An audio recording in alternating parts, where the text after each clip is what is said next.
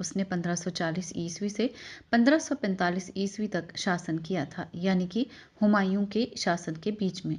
शेरशाह सूरी न केवल एक महान विजेता था, अपितु एक योग्य शासन प्रबंधक भी था। उसका नाम भारतीय इतिहास में उसके द्वारा शासन प्रबंध में किए गए प्रशंसनीय सुधारों के लिए बहुत ज़्यादा प्रसिद्ध है। उसका शासन प्रबंध इतना सफल था कि वो आने वाली कई शताब्दियों तक कुछ परिवर्तन के साथ लगभग उसी रूप में जारी रहा।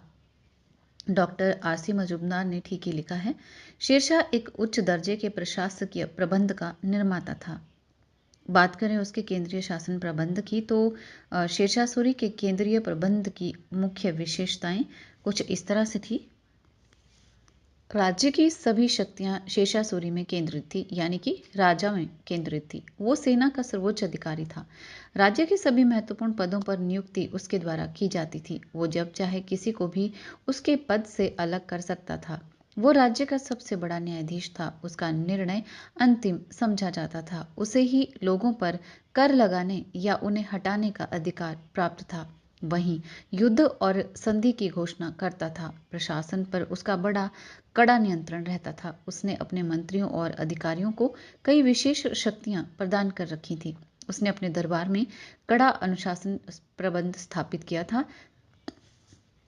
संक्षेप में अगर हम कहें कि शेरशाह सूरी की शक्तियां किसी निरंकुश शासक से कम नहीं थी, परंतु शेरशाह सूरी इन शक्तियों का प्रयोग राजा और प्रजा के कल्याण के लिए ही करता था। प्रशासन प्रबंध में सहयोग प्राप्त करने के लिए शेरशाह सूरी ने योग्य और ईमानदार व्यक्तियों को मंत्री पद पर नियुक्त किया हुआ था। उसके प्रमुख मंत्री इस तरह से थे। सबसे पहले आता था दीवाने वजारत। वो वित्त एवं लगान विभाग का मंत्री था। वो राज्य की आय और व्यय का ब्यौरा रखता था। इसके अतिरिक्त वह अन्य मंत्रियों के कार्यों की देखभाल भी करता था। दीवाने आरिज की अगर हम बात करें तो वो सेना विभाग का प्रमुख था। उसका प्रमुख कार्य सैनिकों की भर्ती, संगठन और अनुशासन कायम करना रखना था। वो सैनिकों को वेतन भी बांटता था। एक और पद था दीवाने रसालत, जो कि विदेश मंत्री था। वो अपने राजदूत विदेशों में भेजता था और दूसरे देशों के राजदूतों का